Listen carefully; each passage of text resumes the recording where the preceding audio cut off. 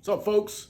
I'm Melvin the Maker, and I got an easy way to do window trim around an old window. Yesterday, I installed a window for one of my boys, and he needed new trim to be installed, so I brought the material back to my shop. We're gonna build it in the shop, and then we're gonna install it on site. We'll go through the basics today of a window trim, nothing fancy, just the basic things that you need to know how to trim a window. If you found this helpful, go ahead and subscribe. Go ahead and hit that like button. That way other people can find this video and maybe it could help them too.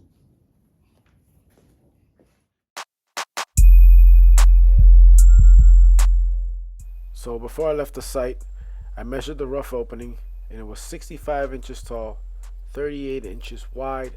So I cut my vertical jambs at 64.5 and I ripped them down to 3 3/8 wide to fill the gap between the wall and the window.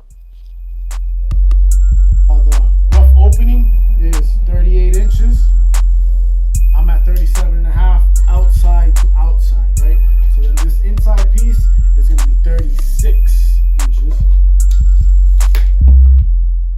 All right, so now that we're all on the same page, I'm confused. Who else is confused? Raise your hand if you're confused. Okay, so our rough opening is 65 inches tall, 38 inches wide. I'm gonna make the frame at 64.5 inches tall, 37.5 inches wide, in order to give myself a 1/4 of an inch all the way around. Does that make sense? I hope it does.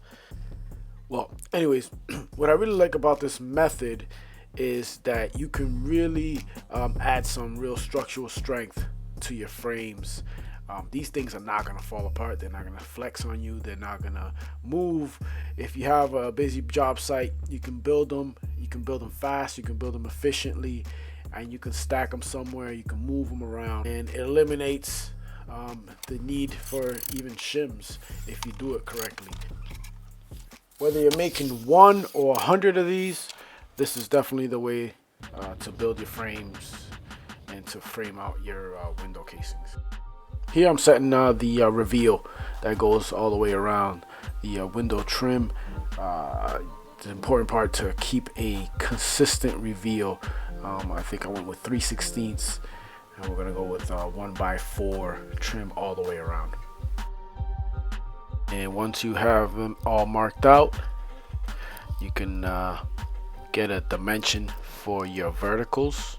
And then this is the secret weapon here for building these frames. Before you nail your verticals, on the back side of the vertical, you want to set up some pocket holes. So I got the Craig jig out, and I got a little table setup that I use that's attached to the Craig jig. And you want to just do 2 pocket holes on each side of your verticals that lead into the horizontal pieces. Once you have the 2 vertical pieces tacked on with nails, you can line up your horizontal pieces. Right here you can see there's a little bit of a gap. The frame is at a square. No need to fear though. I got a really high-tech way to square off this frame. Ready? And a little jiggle. And then let's see what we got here. Look at that, huh? Very high tech. I hope you guys paid attention to that. If not, just rewind it and see it again. Now that that's taken care of, I left my horizontal pieces a little bit long so that I can line them up with my vertical pieces. This way it leaves it pretty foolproof. You can't really screw that up. And then I'm just tacking them into place for right now.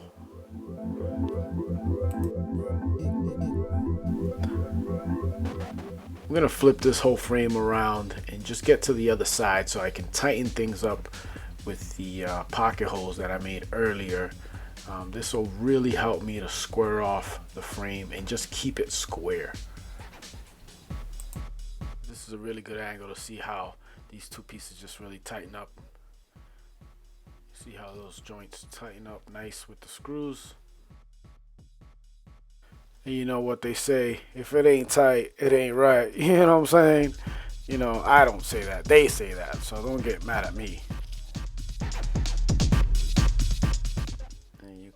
really see it with this angle here.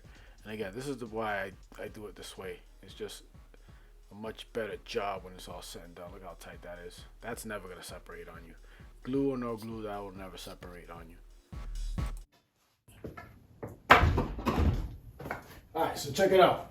So if you just bought a house and you gotta trim out a bunch of windows, this would be the way I would do it, right? Look how smooth that is. I can carry it, put it around. I got it all built up. And now, hopefully, if I got the dimensions right, all I gotta do is slap it in the hole, nail it up, cock it, see you later, move on to the next one, right? At this point, I probably measured the opening and the frame about 13 times, so I was pretty confident it was gonna fit in. It's just a matter of centering it in the hole. Make sure you're centered with the window itself on all the visible parts of the window. Again, this thing is already square, so there's nothing really to worry about in terms of squareness. It's just a matter of centering it and getting plenty of nails and pushing the frame tight against the window as best as you can.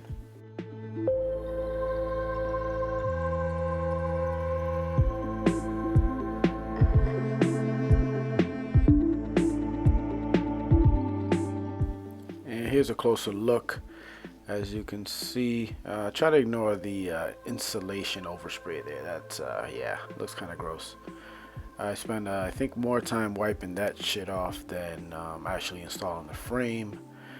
But again, back to the seams here. You see the joints nice and tight, anywhere between the 1/16th and an 1/8 of an inch, just enough for caulking. And here you see it after caulking.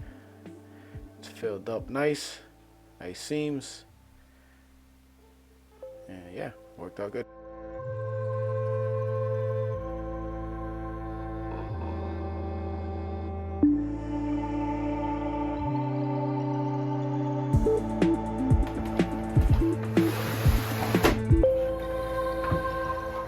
So there you have it. There's your window frame. Fit in nice and tight. If you were to do a lot of windows like this is the best way to do it. Set up an area on site or in a workshop or something like that. Take your measurements beforehand. After the window's installed, then you come in and pop your frame in. If you're doing colonial trim, check out this video on some tips on how to install colonial trim.